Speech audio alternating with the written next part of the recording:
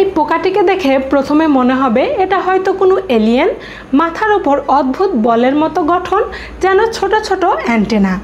এই ভয়ঙ্কর রোবট সদৃশ পোকাটির নাম ব্রাজিলিয়ান ট্রি হোপার। চলুন আজ জেনে নিই এই রহস্যময় ও অদ্ভুত গঠনের পোকাটির অবাক করা কাহিনী।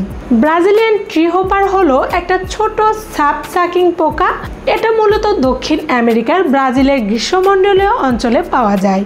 এদের দৈর্ঘ্য মাত্র 5 থেকে 7 মিলিমিটার, কিন্তু এর মাথা একে করে তুলেছে পৃথিবীর অন্যতম অদ্ভুত পোকা। ট্রি হোপারের মাথার উপরে যা থাকে তা দেখতে বলের মতো, সেগুলো আসলে প্রোটোনাম নামের শরীরের একটা অংশের পরিবর্তিত রূপ। প্রোটোনাম সাধারণত পোকাদের ঘাড়ের অংশ, কিন্তু ব্রাজিলিয়ান ট্রি হোপারের ক্ষেত্রে এটা মাথার ওপরে বাড়তে বাড়তে শাখায় পরিণত হয়ে তৈরি করেছে ছোট ছোট গোল বল। এই বলগুলোর জন্যই এদেরকে দেখতে লাগে ভিন গ্রহের প্রাণীর মতো। বিজ্ঞানীরা মনে করেন এই বলগুলোর মূল কাজ শত্রুদের বিভ্রান্ত করা।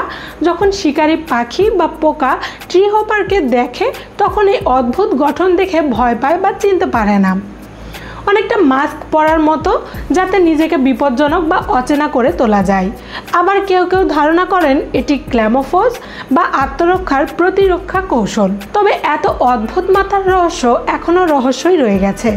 বিজ্ঞানীরা এখনও জানেন না এর মাথার বলগুলো আসলে শুধু প্রতিরক্ষার জন্য, না অন্য কোনো বিশেষ কাজেও ব্যবহৃত হয়। কারণ পোকাটি খুবই ছোট ও লুকিয়ে থাকে বলে গবেষণাও কঠিন। এটি প্রাকৃতিক বিবর্তনের এক আশ্চর্য উদাহরণ।